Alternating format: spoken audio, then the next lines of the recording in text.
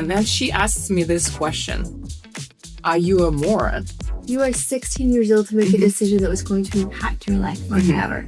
Wow. I had no say. I had no choice.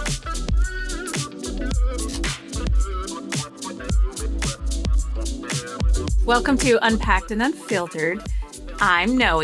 And I'm Bexx. And today we have with us my all-time favorite friend. She's from Russia, and she's the world's best supermodel and literally my rock for the last 6 years. And she's got the most incredible story, in my opinion. And her name is Olya. Olya. And she has got you through some tough shit. The hardest times of my life. She has been, through babies, through everything. Well, and another thing that I'd have to say too is that she's had her own story that she's been carrying. Yeah. Meanwhile, have you ever told your story? Mm-mm. Here we are. Oh, I don't think my story is that interesting. You sound like Doreen. She says the same thing. She's always like, my story's really not that interesting. It's interesting to maybe some people, but I feel like I'm not going to be the one running around who's like, listen to me. No, you've never been that girl. You've never been that person. And that's why I think your story is so unique, so beautiful, never been told. Like, I don't even think a lot of your close friends know your story. No. And this is one thing that when we want to even do this podcast in the first place, it's like we want to have a voice for women to not only share their stories, but it's so beautiful when women get together in the camaraderie and you find power in each other and your strengths and like what you can gain from each other and the knowledge. And I feel like it takes the competitiveness out. It takes all that out because we're all here doing our best. Like we're all here just trying to learn. And we were talking about empowering women and women that we thought were so empowering and striking and not just beauty, but like in poise, in the way they carry themselves, the way they've gone through struggles. And you were limited. Definitely gave them my impressed. So thank you. So good. Okay, so let's dive into this. Yeah, I definitely have questions. But I was very curious, like why did you come here? Why did you come? So you're from Russia. Why did you come to the US in the first place? Okay, are you ready for this? Are we ready? Are we ready to unpack this? We're unpacking. Let's unpack it. And just remember, it is a filter, so. Unpack and then the other. Let's go. Absolutely. When I was back home in Russia, I grew up in a very military, very strict household. My dad was in Russian military. I, to this day, don't know extent of what he was doing for the military. It's still secretive. Like even my mom doesn't know, and she's his wife, so it's all like he served. All I know is that he served in the submarine. That's all. Like Navy. So that's all that we know. And then when he was done with military, he started working as an electric engineer on this huge tankers that transported oil and gas between the countries. So my dad traveled a lot for his work. He, I think he's been literally everywhere. And when I wouldn't see him for like 6 months at a time growing up. So it was like my mom was the one who was raising me. But when my dad would come back, it was actually very funny. I was born and then my dad left. And then he came back 6 months later. So he saw me as a newborn and then he saw me as a 6 months old. And then I think my mom told me that I would say mom. So I started calling my dad mom. So I had mom and mom. Oh my God. Yep, mom too. There was not a dad. And then like later on their dad showed up. But it was like mom and mom. And then I was born with a lot of health issues. So I was constantly going from hospital to hospital. Like my heart flatlined. So I was dead for a couple minutes and then they brought me back and that kind of triggered a lot of health issues. So growing up, I couldn't go to like kids' birthday parties. I couldn't have my own birthday parties because I couldn't eat anything. Like my organs were failing. So I was, all I could eat was like boiled chicken breast and rice and stuff like that. And I wonder why you can do bikini competitions. Exactly. I was like, I think it's all goes. Yes, you're like, this is my jam. Exactly. This is what I eat. So I was like, maybe that's what triggered it. And those like health issues were there for a long time. I think, if I remember right, I think at about age of like 7, 8 is when my body kind of started working normally again. And all the doctors were always telling my parents that I was like, well, enjoy whatever time you have left with her, because we don't know how long things going to be working. And my dad was like, no, fuck that. We're not going to be enjoying whatever time is left. We're going to do something and everything to make sure she lives. So my dad's decision was, let's put her in every sport possible. Just start shoving her everywhere so she will start exercising. Because all the doctors will say is like, no, kind of keep her at home so she's not exposed to any like other factors. And my dad was like, nah, we're not doing that. So that's how I tried so many different sports. And then I think at the age of 10, one of my close friends back then, she came back from this all-inclusive resort and she was like, Olya, I just tried tennis and we're doing it now. And I was like, all right, we're doing it now. Well, long story short, she was done 3 months later and I was still into it. Yeah, you're like, no, we still like this. Like, we still like this. So, and of course, like my parents were always super supportive with like sports and stuff. At some point, I was going to regular school, music school, playing sports. So I had no time for anything else. I was just busy. And tennis is kind of what led me to come to the United States. Because in Russia, we don't have sports in high school. So all sports are on your free time. So if you want to do something, like you will, like your parents have to take you, your parents have to pay for it. It's like we don't have public tennis courts. We don't have anything public. It's all private. Oh, wow. So if you don't have money, your kid won't be doing anything. Wow. So my parents worked really hard for me to be able to play sports and do things. Did you have any siblings? Mm-mm. I am the only child. And are you close to your mom and your dad? I'm close with my mom and I have a working relationship with my dad. Okay. He was, that man put me through a lot of trauma. He was the one who started all this. Okay. I know now that he meant well, but back then I was like, he just hurt me. And I think he never wanted a daughter. He wanted a son. And I was the one he blamed me for me not being a boy. Right. And like he would often say things to me like, oh, I wish you were never born. You disgraced my last name. Oh, like, God. I don't love you. The disgrace was because you were born with health issues? Because I was a girl too. Oh, and because you were a girl. Mm-hmm. Oh my God. He wanted a son. Like I was not wanted. And that kind of... Is that still affect you today? Oh, absolutely. That like I shoved all that in this little box and put it very, very deep and try not to ever open that box. And now I recently started therapy. Here we are. Yeah. Let's open that fucking box. She was like, so I've been doing therapy. Yeah, so I recently started therapy and my therapist was like, so, you need to open that. And I was like, I don't want to. I know what's in there. Like, I don't like that You box. know how many years I've been like, keep putting like, chains and like locks and locks and more locks. I don't want to open this Pandora box. There. So she's like, how about a hand grenade? How does that do? So good. Pull the pin. So yeah, with my dad, we're working on our relationship. With my mom, I have a good relationship, but at about, I think I was about sophomore in high school. And that's when my dad came to me and said, hey, with the finances that we have, you either gonna, when you graduate high school, you either gonna go to college here in Russia, and I won't be able to afford tennis anymore, or you can try and go to the United States, play tennis there, and they will pay for your education.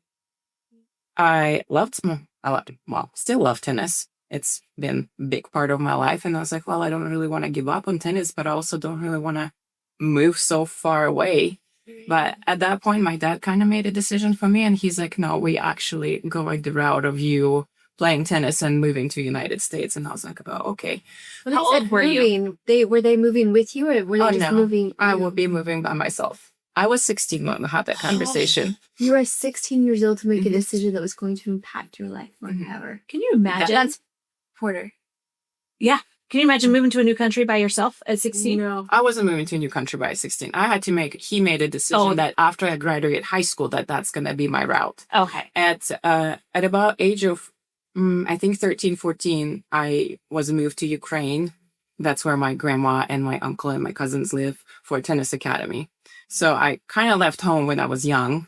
So I kind of already experienced not being with my family. Yeah. Well, with my parents. I was still with my family, but I was in tennis academy in Ukraine for a couple of years. And I moved to tennis academy in Russia, to northern Russia. So in reality, I was not living at home since I was like 13, 14. Wow. So I feel like How they... was that for your mother? Oh, terrible. She did not like my dad for that. Yeah. She did not want me to go, like, especially with me being only one child. And Yeah. I was her everything. I Right. still am, I think. Yes. Like last time I checked. Yeah, it was like last week I Let me talked to text her her. real quick. I was like, I think she still loves me. Yeah. Yeah, so you have recruiters that come from colleges from United States, and you go and like they visit you at like certain tournaments, and I would go and compete in those tournaments and then talk to a couple coaches, and then you do kind of have this like application. You submit your ratings, and back then I was top 20 in Russia, top 15 in Europe. You submit your tennis video essentially, and then you have to go and talk about yourself, which was the scariest part for me. I was like, well, I'm Olya. I play tennis. That's it. And Hope you like my show. I was like, and I like Star Wars and Lord of the Rings. Yay. You liked it back then. I say little kid at a 12-year-old that was playing tennis, and I was about this tall, and my tennis bag would be half size of me. I had Lord of the Rings book that is this thick. I was that nerd that carried that book everywhere, and that was like whenever I had a chance, I would just read my book.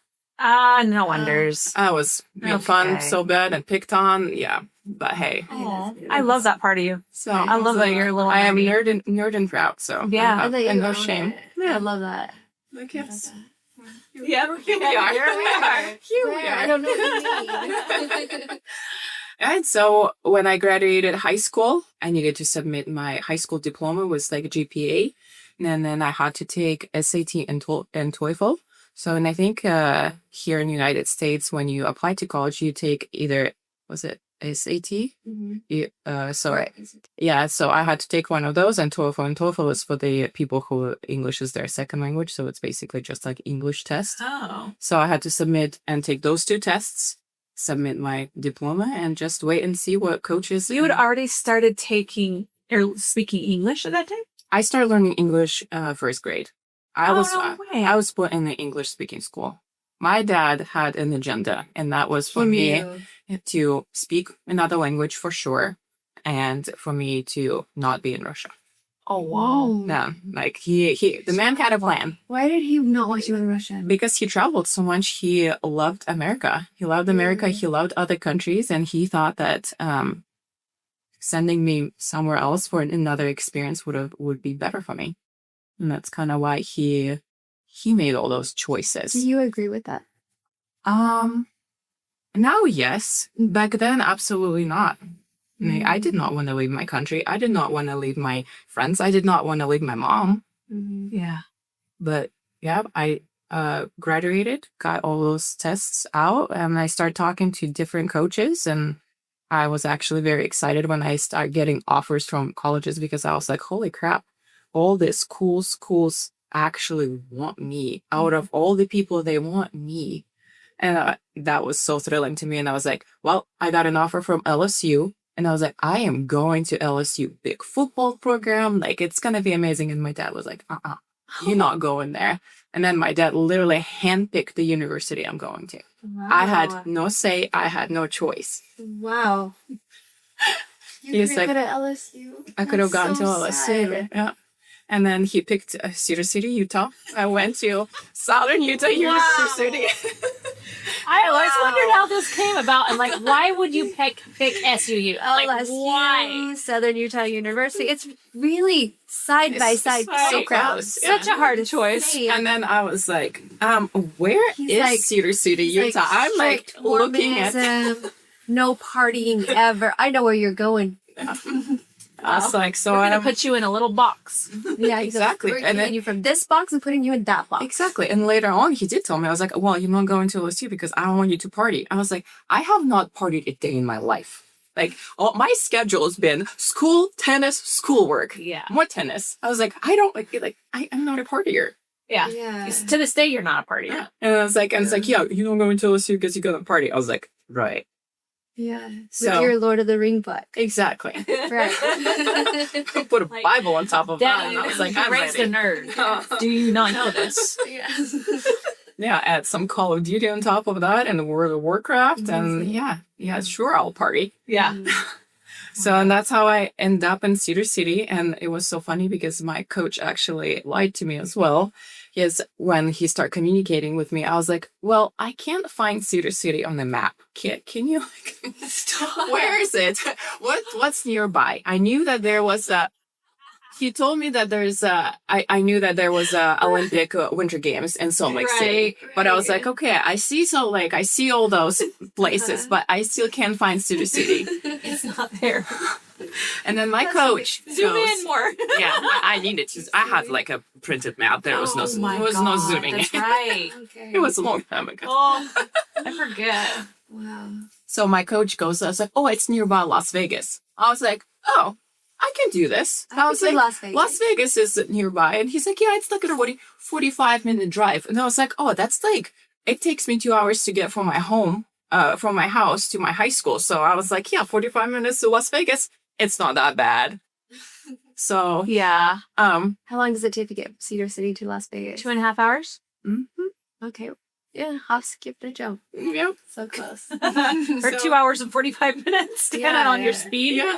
So he kind of admitted the 2 hour part. He remembered the 45 minutes. Wow. So, and then I graduated high school. My dad bought me a one-way ticket to America and said, see you later. And it was, that day broke my heart because it was me. I came here with one suitcase. I had a pillow and a blanket in my suitcase. In your suitcase. In the one suitcase, you had a pillow. They told us, whoever is like a recruiter from colleges, they was like, you most likely won't be able to go to the store to pick up pillow and a blanket and sheets immediately when you get here. So bring your own. What? So I had to pack Russia. back my sheets and my pillow and my blanket in the one suitcase that I brought and my tennis bag. And I was 18, so I barely turned 18. And then there was me with my bag, my pillow, and the tennis bag. And your sheets. And my sheets. Don't forget my sheets. Wow. And the other half of your suitcase is all you had. Uh-huh. And my parents came to Moscow with me, and I was flying from Moscow. And my mom was just a mess, sobbing. And of course, I'm looking at my mom sobbing, and my dad standing there is like, okay, you need to go. I was like, I don't want to go. I don't want to leave. So, and I boarded the plane, and it was What like, year was this? I'm 34 now. So when I was 18, however many years ago that was. Yeah, that many years ago. That was plenty years ago. To this day, I remember that the plane I was on had 2-seater, and I think it was like 5 and another 2-seater. And I was on the right side by the window, and I could not stop crying. I was just sobbing. And then in Russia, drinking age is 18, by the way. So this guy sits next to me, and 18? I thought it was 16. 18. Oh, it's 18. We've been drinking since Right. Okay. we were. This makes sense. Five years old. Little A kids. girl could yeah. be drinking and not be a partier. Yeah, Right. exactly. Because It's not the nothing same. phases you. So and this guy, and he was like, I think he was maybe like early 40s or maybe late 30s. I don't really remember, but because I was just in there sobbing. We haven't even take off. I'm crying. He is annoyed that I'm crying because he's like, well, holy shit, I have to fly 11 hours to New York and this bitch won't shut up. So he immediately goes like, this girl comes, the stewardess or whatever, and he's like, I need 2 shots of vodka. And she's like, okay. Comes back with 2 shots of vodka. He's like, puts one in front of me, in front of him, and he's like, we both need this. So I take a shot. He takes a shot. He's like, do you feel better now? I was like, I don't know. I'm still crying. You're crying. It didn't fix it. So the man keeps ordering her shots until I passed out. And then that was like my flight to New York City. I was drunk, passed out, but at least I stopped crying. So. Oh my God. That's the Russian way to do it. Yeah, it's like, this is how I'm going to deal with this girl who I don't know. He's like, you done yet? Keep going. More Oh my shots. God. Okay, so how was life once you got to SUU? rough, very, very rough. What was it like getting off the plane? I got off the plane in New York, and my dad's best friend growing up in USSR, I think he was a nurse and his wife was a doctor, and they live in New York. So they were the ones that picked me up from the airport, and I actually stayed with them for 2 months. So that was kind of like to get me used to like American stuff, and it was wild. Like New York City, You were in New York City. Okay. It was crazy, and they had their son, who was same age as me, and he's like an American. He was born in the United States. Like he spoke zero Russian. I all of a sudden forgot all the English when I got to the United States, so I'm just like terrified. And they was like, well, while we work, you're gonna hang out. I can't remember his name. I think his name was Max. I was like, you're gonna hang out with Max, because when I came, it was during the winter break, right before the spring semester begins. So, and I was there hanging out with him, and he was just a big old pothead. And I never smoked or smelled pot before this. Oh. So on the first night we go out, and it's like I'm just hanging out with all these random dudes that I don't know, and all of them worried about LSU. Yeah, exactly. It's Little did he know. Yeah. And I'm sitting in the back of this car in a different country, barely off the plane, don't know all these people, and they're just getting high, and I'm like, what is this? What am I doing here? It smells like skunk. I don't know, like take me home. So, and apparently that was the day I learned the word snitch. Oh. Because I got home after that, and I was like, his mom asked me, I was like, how was it? I was like, I don't know, but I don't want to hang out with him anymore, because all they did is did something and it smelled like skunk. And she's like looking at her son. I did not have any ill intentions. Right. But after that day, he hated me and he didn't hang out with me. You're like, dude, I know skunk, you know snitch. I know. I was like, I should tell the truth. I was like, you should have told me, hey, don't tell my parents. Yeah. You didn't know that was illegal. Yeah, I didn't know that. Like, I've been drinking since I was 5. Yeah. Drinking should have offered me a drink. I would have kept my mouth shut. Yeah. But yeah, that was my first and last time I hung out with him. After that, he was grounded and hated me. So I could not wait to leave that house, because I was like, well, on to the next one. Apparently, I'm not cool anymore. I'm not cool no more. So, and then I flew to Las Vegas. My coach picked me up, and we drove to Cedar City, Utah. Not a 45-minute drive. No. Very much a 2 hours and 45 minutes drive. Are you driving thinking, are we ever going to get there? I was like, I was that kid. I was like, are we there yet? Are we there yet? Because I was like, it's been more than 45 minutes. And the drive was probably like desert. Yeah. You're going there. I was like, are you gonna like off me and like dump me in the desert here? Like, because I don't know English. And I get to Cedar, and my hometown is big city. I'm a city girl. What city is it? Rostov-na-Donu. So it's a southern part of Russia on the shore of a Black Sea. So imagine St. George at humidity. Oh, that's the temperature and weather like in my hometown. And it's over 1 million people city. Oh, wow. So I'm used to public transportation, big city, like everything accessible, like all those type of things. And then New York was not a surprise. Yeah, no, it was still like crazy, like but not like unexpected. Yeah, right. And then I get to Cedar City, and it is not a city. It is not a city. It was interesting, and I had to share a room with a girl. And Noreen knows me. I am very unfiltered. 100%. I love that. And even if you try to be filtered, your face. My face. I have too many subtitles. I need to learn how to turn those off. Don't turn them off. It's my favorite. Because you'll do that sitting there like, mm-hmm. Like, goddamn, she's crazy. And I had this girl, and she was from Salt Lake, sweetest girl. But she would not stop whining. And she was I think a sophomore. And she's like, oh, I miss my family so much. And she would like just cry and cry and cry. And I was like, don't you have a car? She's like, yeah. I was like, don't your parents live in Salt Lake? She's like, yeah. I was like, well, go visit them. Yeah. I was like, I can't go visit I was like, why are you crying? You have resources. Use the resources you have. Go see your family. Stop bitching about it. Love that. She did not want to be my friend. So I do not understand these people. Yeah. I'm a snitch. Yeah. I'm a bitch. My bluntness was not flying really well. not accepted. Like, these people are so fragile. Yeah, everybody's going too to soft. break. I was like, I'm sorry, I'll keep my mouth shut. Like, all you can. What's your town problem? I was like, I just You're like- provided you a solution to your problem. You are welcome. Yes, you're welcome. So it was like, I feel like, go to the damn gym. You're welcome. And then my first Sunday was quite an adventure in Cedar City. So in Russia, the primary religion is Russian Orthodox. Okay. And that's what my mom grew up as, and that's kind of what I grew up as. My dad is not very religious man, but he was like, fine, was whatever.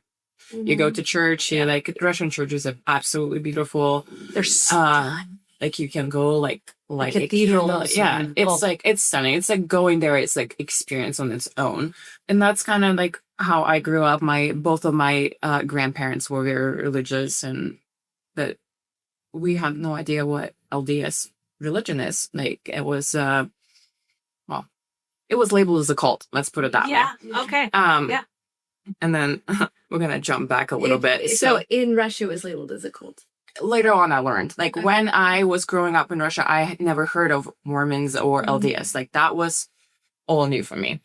And I'm going to go a little bit back because when I got accepted into university and they sent the paperwork for me, I still had to get American visa, and it's a student visa. So in order to do that, you have to go into American embassy and have an interview. And I had to fly it to Moscow because that's where American embassy is, and only American citizens can work at the embassy. So when you stand in line and then like they pat you down and search you, make sure you don't have anything, and then it's like, I felt like you were in jail because you're just standing like in this little box in front of the plastic window. I'm sure that was bulletproof. And this lady's looking at me and looking at my paperwork and start asking me questions like, with your typical first and last name, date of birth, where are you going, like yada, yada, yada. And then she looked, and she was Southern lady. So she had her Southern lady accent. I'm 18 years old. I am nervous as fuck. I was like sweating, drenched, scared. Yeah. And I was like, she doesn't speak any Russian. So Did you fly all of these by yourself? No, my mom came with me. Thank God. I'm like, yeah, I know. She couldn't come with me. She was outside, right, on the street waiting for me, but like she flew with me. And so she has her accent, and I'm like so nervous that it's hard to understand accents. Yeah. And then she asks me this question: "Are you a moron?" And I'm like, I stand there. I was like, what? I was like, why would she ask me if I'm an idiot? So I'm looking at her, so confused, and I was like, excuse me? Bitch, I'll cut you. So I'm like looking at her, and she was like, ask me again, are you a moron? And I was like, I don't think so. I was like in my mind, I was like, why? She keeps asking if I'm an idiot, but I felt like it's not like I feel like she has too much authority for me to ask her if she is asking if I'm an idiot.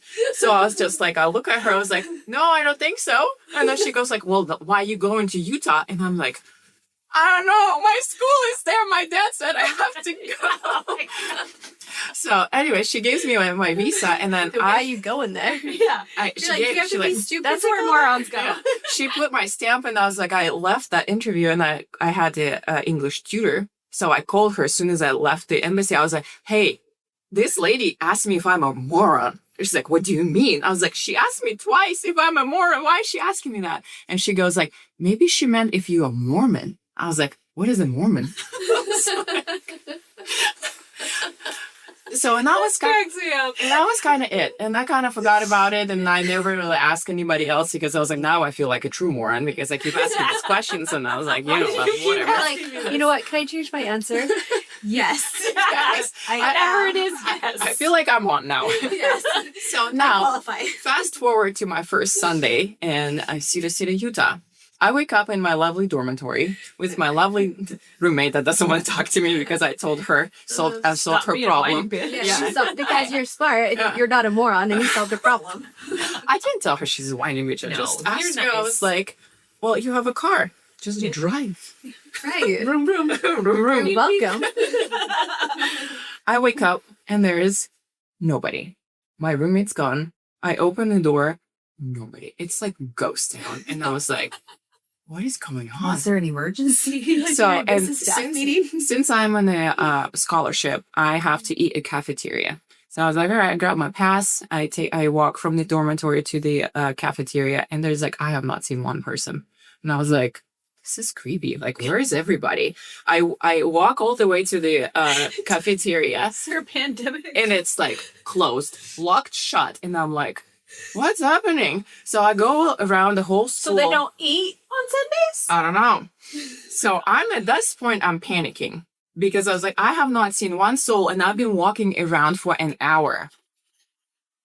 And then at this point, because it was I think it was like my second or third day in Cedar. So I haven't made any friends. My teammates are not even back yet. I don't know. I don't have cell phone. I don't have. Your roommate doesn't like you. Yeah, my roommate doesn't like me. I don't have internet. I don't have a cell phone. I like cut from the anything. All of society. The only person I know is my team's captain, to which my coach said that she should have arrived either yesterday or today. So he gave me an address. So here I am with a piece of paper trying to figure out how to find this house. Walking. Oh, you were I'm walking. walking, yes. I mean, Because you will walk or Because in cities. yeah. I mean, you take a bus. There's no buses in Cedar at this So time. I'm like looking, and then there's like, in Cedar, and in Cedar it's all like grade system with some Yeah. west, south, and I was like, all right, let's figure this out. Ways north. So I find her house, I knock, and there's no answer. I still have not seen one person alive. So at that point, I'm thinking, I was like, there's a war. Everybody is in the bunker. Shelter, and you didn't get a memo. And I did not get a memo because I'm Russian, and everybody hate me. They want you to die. Yeah. So I was like, well, this is how I go. I keep knocking. She finally answers. I think after me 20 minutes of knocking on her door, she is hungover as fuck. And she looks at me. That's it. That's the first time me seeing her and her seeing me. She looks at me and is like, who are you? I'm like, I'm a new teammate.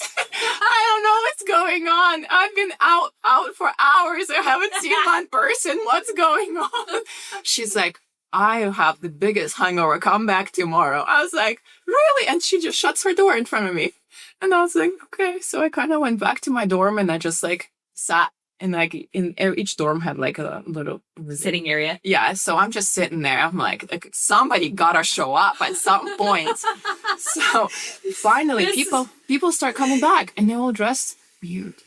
Like, it's like this weird fashion of like a t-shirt under a tank top over, and I was like this like skirts and like stuff, and I was like, okay, that's a choice. But and I was like.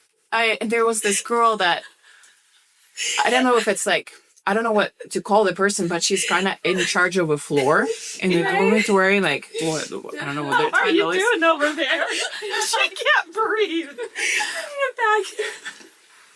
You're welcome, guys. This is what I'm here for. This is my favorite. Is when you get expressing yourself. You're like, that's a choice. Oh my God. I'm dying. I've seen this. Yeah, she's lived it. I've lived this story. You get used to it though. Like first time was shocking, and then second time you're like, oh, and then on the third time you're like, that's fine. That's how they do it. And I was like, whatever. You good thing you didn't go to Colorado City. Ooh, wow. It's a choice. It was. That's also a choice. That's a choiciest choice. So I come to this girl and I was like, where have you all been? I'm like in a straight panic. I forgot that I haven't eaten for All day. Yeah, I was like, I don't even care. I was like, where have you been? And she looks at me. I was like, we went to church. I was like, For that? I was like, for the whole day you were in church? She's like, yeah, it's just 3 hours. And I was like, the whole town went to church. I went outside. There was nobody out. And she's like, yeah, that's what we do on Sundays. And I was like, and I'm sitting there and it's like, holy crap. And this is where I started thinking, I was like, maybe this is a cult. They're all morons. They're all morons. So this was the day when I learned what that lady asked me about. I was like, Mormon, not a moron. Got it. Oh my God. The answer's no. Yes, I was like, I'm glad that I said, I don't know. I do not know. I do not know. So yeah, that was my first Sunday, and then yeah, school started, and it was interesting. I felt like I was a pet in the zoo because everybody would be like, "Oh, you from Russia? Really? Your accent." They always say that I'm still. not, yeah, to this day. And then it was like, I had like a few fun interactions. Like people would, was like, "You from Russia? So you speak German?" I was like, "Huh?" I was like, "No, I speak Russian." I was like, "But you were at the war with Germany." I was like, "Yeah, and we won." Yeah. I was like, "Why would I be speaking German?" If I'm from Russia. I was like, "I speak Russian and Yeah, English." you were there too. Actually. So it's Did you just speak German? So it was so weird. It was interesting to say the least. I think probably like 2 years in, that's when I kind of like finally adjusted to all the questions and people looking at you funny and you being rejected because you're not part of the religion. And Oh yeah. it was in Cedar it was kind of wild. If you like one of like first they will ask you, it's like, "Oh, hi, how are you?" And then it was like your name, and then I was like, "Oh, you go to church?" And I was like, "No." I was like, "Oh, then we can be friends." I was like, "Really? You want to be my friend because I don't go to the same church as you do?" Stupid. Mm-hmm. And I was like, I was surprised how judgmental that was. So bad.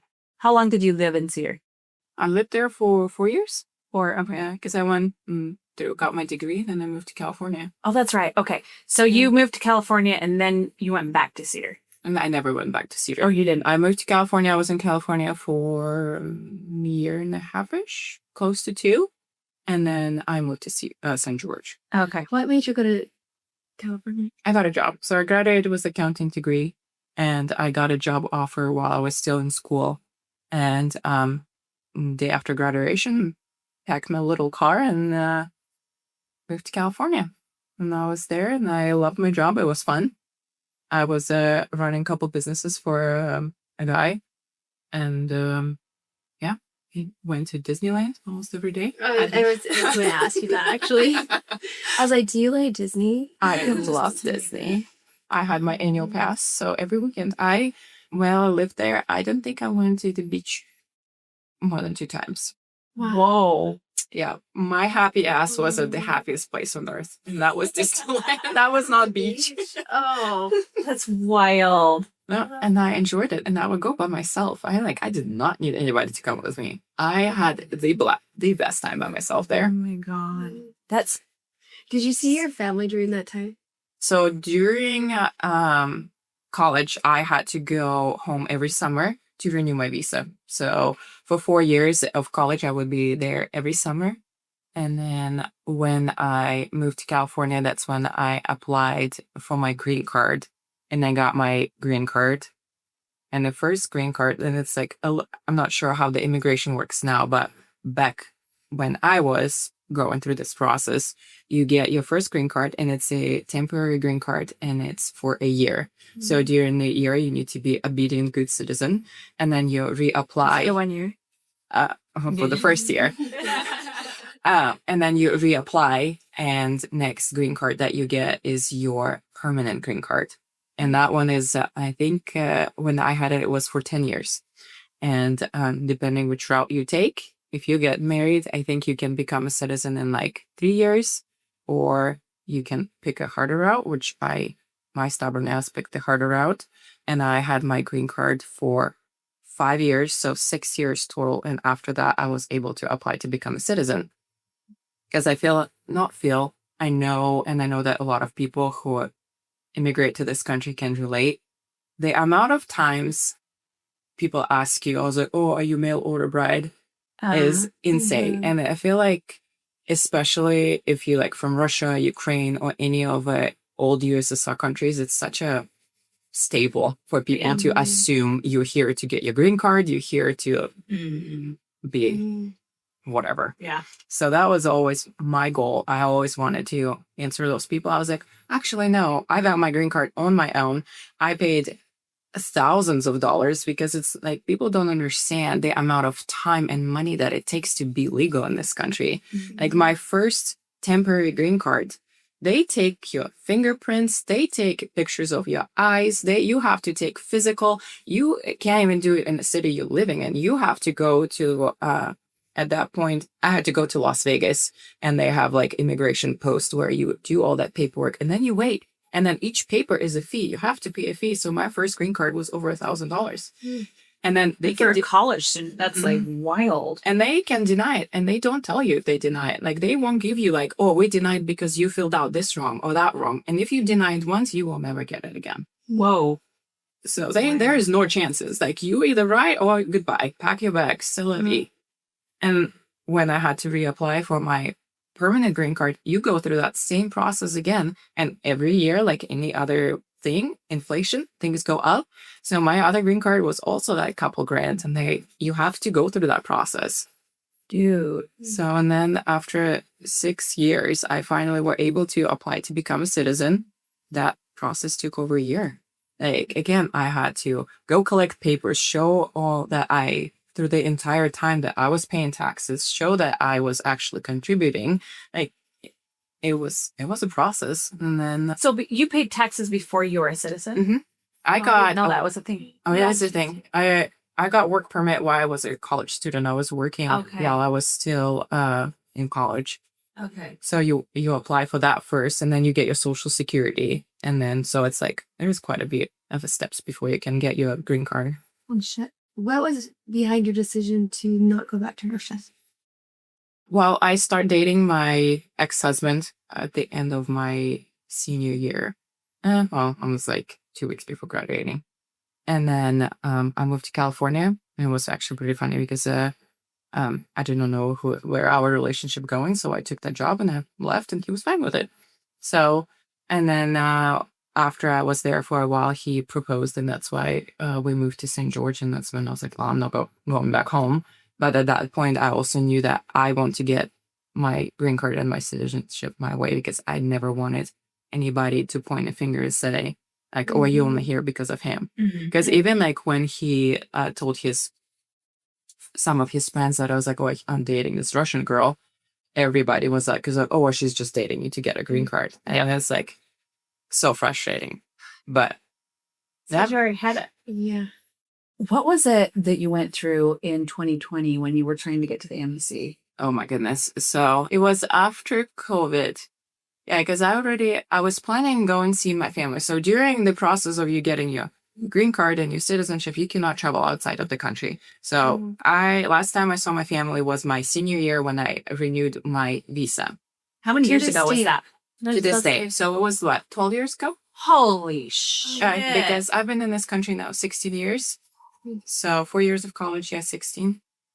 And And I then, didn't go see them during Yeah. that time. so nope, because they're, it's not like guaranteed, but if you leave the country and they call you for your interview or call you for show up and do your fingerprints or call you and like you miss your appointment, you're done. So you have to you sit and wait.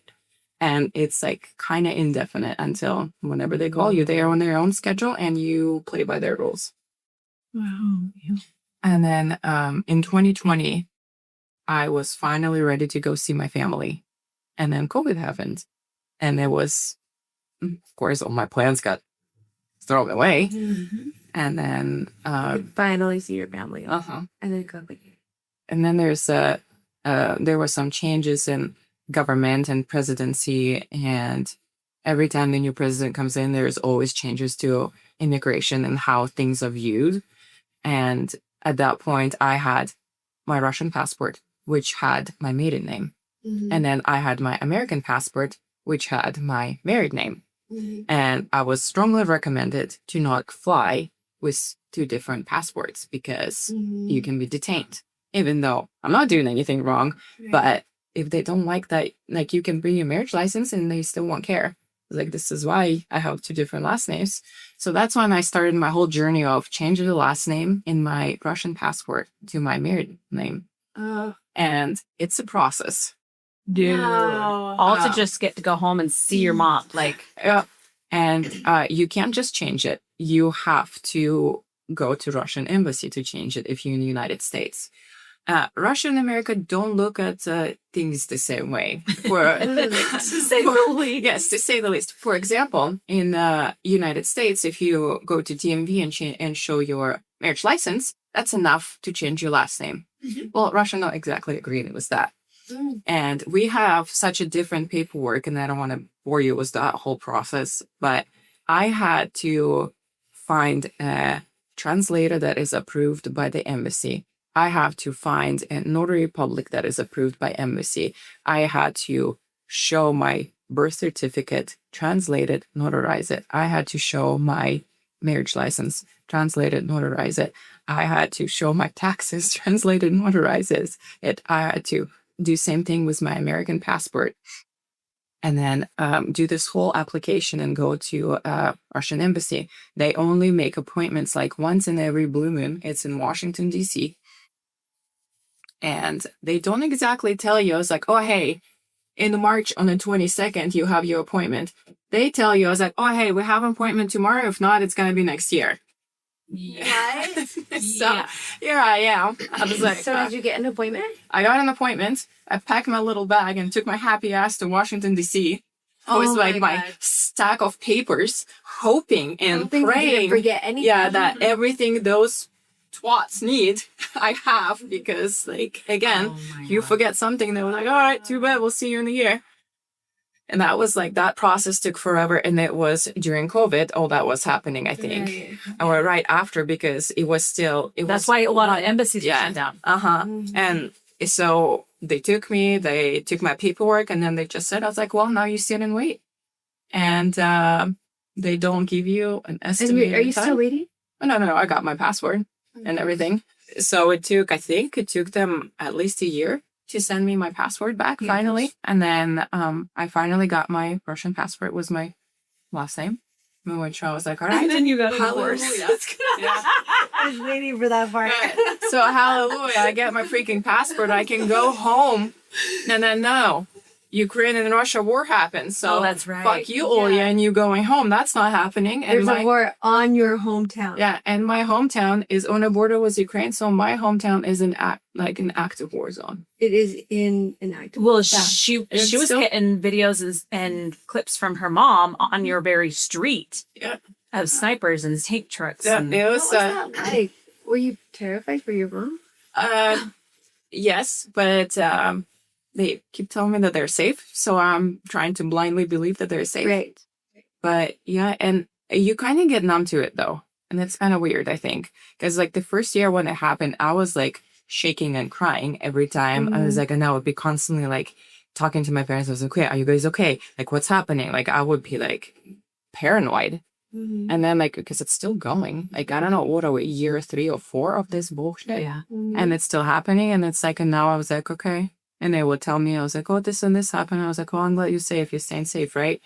Like, because there's nothing Nothing you can do. I can do. There's nothing they can do. And now, that many years later, you still haven't seen your parents. Nope, still haven't seen my hand. And now you're divorced with a different name on your passport. Well, she's not I'm legally still in divorced. the process of my divorce. Ugh. It's complicated. But yeah, and Keep the name. it's like at least for the first trip home. At least for Yeah. the first trip home. You gotta at least use that passport See once. one time. Oh, yeah, it was wild. It's this journey of things, and legal documents just suck. Do you think you'll see your parents anytime soon? I hope so. I'm not a goal setter. I never like this whole new year, new me, new resolutions. It's never been a thing. It's just not a thing for me. But in my therapy, my therapist, she's like, well, I know you don't set up goals, but I need you to pick 3 things you want to accomplish this year. And she's like, and just share one of those with me. I was like, well, one thing that I definitely want to accomplish this year, it would be going seeing my family. And we'll see. We're in February. Hopefully that's going to happen.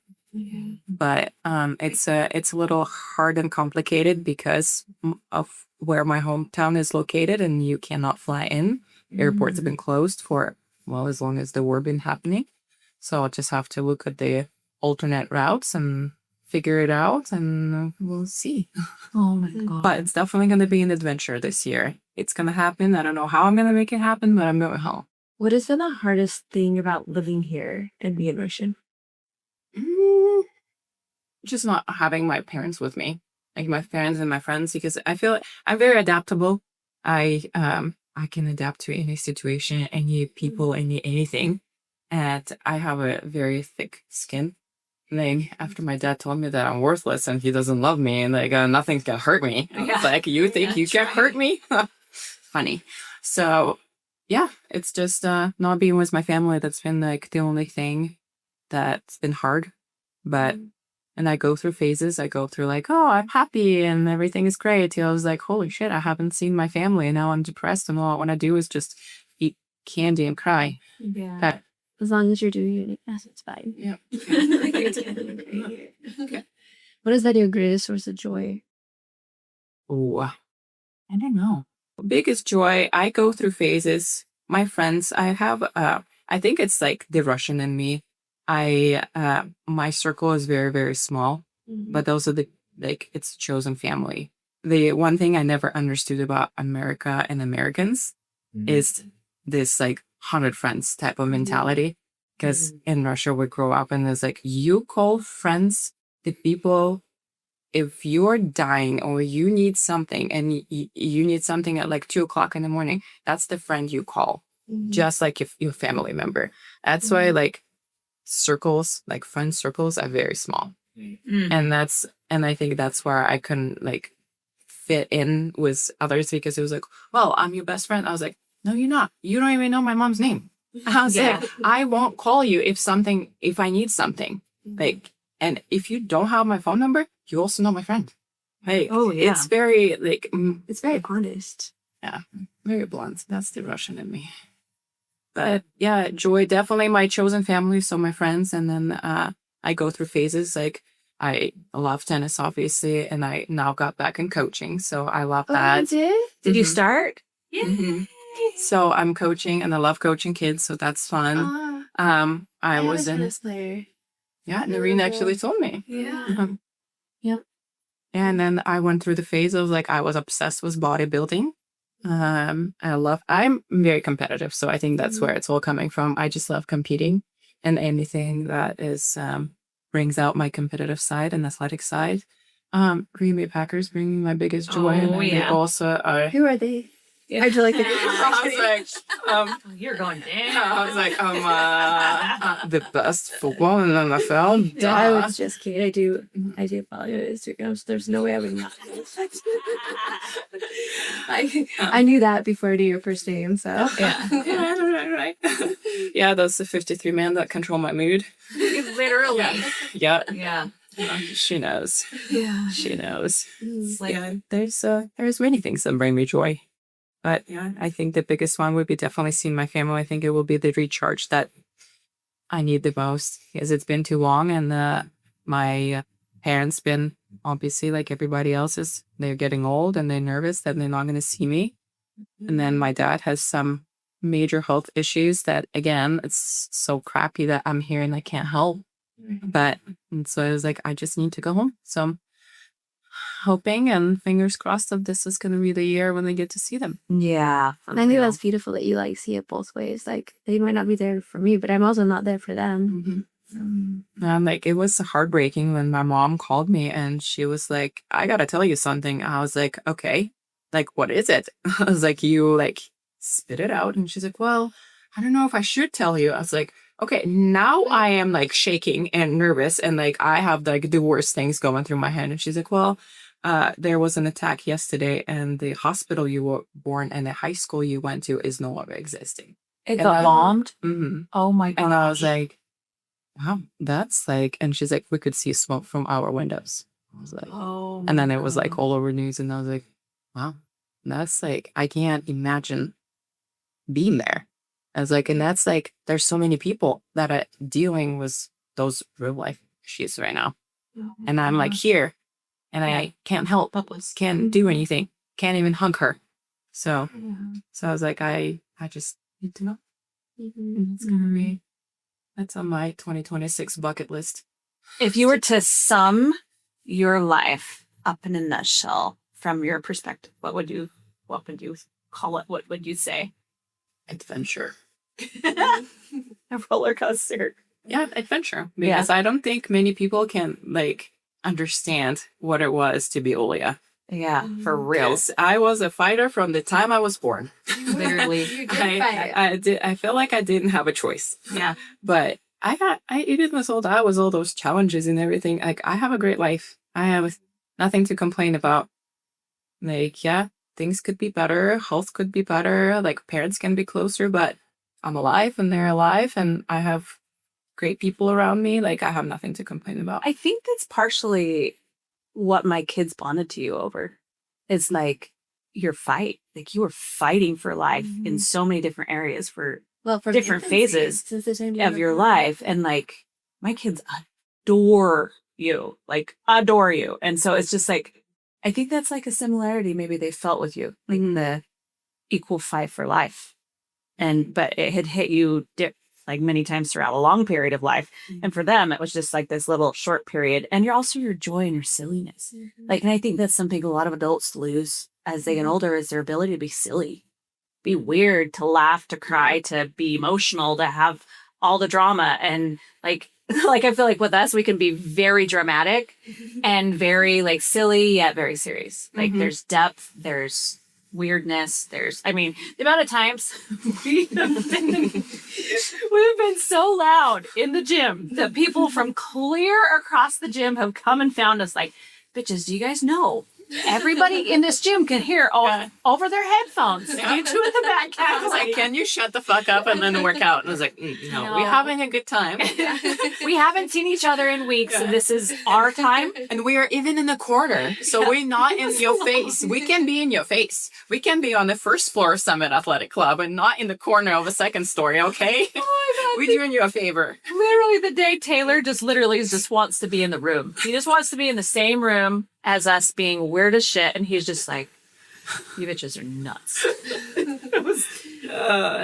Yeah, we are fun. I still remember like when we the video that you filming me when I'm sitting in my Deadpool onesie reading your instructions of your post-op, and I was like, okay, we need to do this my and this. God. I don't have that video. I need to find it and send it to you. I was cracking up. I was like, this is like not my best angle, but hey.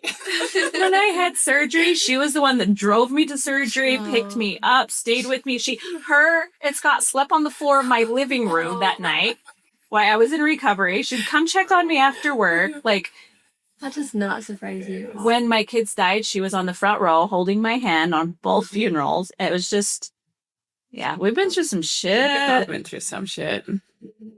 But And I could really see that, like, still embracing every part of who you are. And you call it, like, the weird or quirkiness, but I think, like, holding on to, like, the fun and the sadness. experiences. That's what makes me me. Like, even like this past weekend, I was in the comic shop and I found this board game. And it's like this thick box, and I was so excited. I literally picked it up, and I was like full of joy. I was like, yes, I've been looking for this. And I'm like talking to myself. So I went and bought myself a board game. Oh my And I was like, oh, I bet that looked really weird from the sun. But I was like, I don't care. So it's like, it's what it You're is. like, it doesn't matter what it looks like. It's matter what it felt like. Exactly. And it brought me joy. Yeah.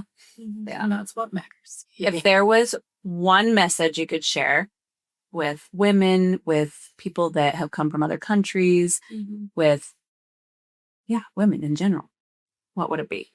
Be unapologetically you. Oof. It doesn't matter what others think. What matters is how you see yourself and how you want to be. Because the right people will find you, and the right people will love you, and they will deal with you. Do not try to get into this mold to appease other people. Like, you need to be you, because at the end of the day, you is all you have. At the end, and the right people will love who you are. And the right and the wrong people won't, and then you don't need to be appeasing to them. No, because they're not right people. So real. So real. If you want to immigrate to this country, it's hard, but it's rewarding at the end. Yeah. That's all I have to say about Aww. that. So you don't regret it? No, I don't regret it. I'm glad that my dad booted me out of my house and said, see you later, and there's your one-way tickets, and cut me off at 18. And I was like, well, I guess I need a job, because I'm in this It kept country. you off financially when you're in college? I was 18. Like, he was like, you an adult, you need to figure it out. And I sure shit did figure it out. Whoa. Yeah. A lot of weak kids in this country, including myself. I'm still a weak kid. But it teaches you, like, when you don't have a choice, you don't have a choice. Yeah. Like, I was blessed that I had my scholarship, so my schooling was paid for, my books and everything, and I was on a meal plan when I was working. Yeah. Unless it was a Sunday. 6 days a week I had meals. She's all like getting extras. Yeah, I was like, you coming with me, and then banana and this, because tomorrow I'm just- gonna start. because it's Sabbath day, nobody's working. You didn't know about the bread at the sacrament at church. Yeah, There's still there's bread at church. I should have showed up. Like, Trust me, the sacrament's not worth that crusty bread. like it's a blessed bread. And they don't give you wine. It's water, so sorry. Or vodka. Vodka, yes, perfect. Oh, she's like, take my testimony. It's like, is this vodka? Oh, it's water. Well, thank you. Thanks for being on here. Thank you so much for having me. It was fun. Thank you guys for joining us. Make sure to rate and review and leave any comments or questions you have. And we will see you guys here next time.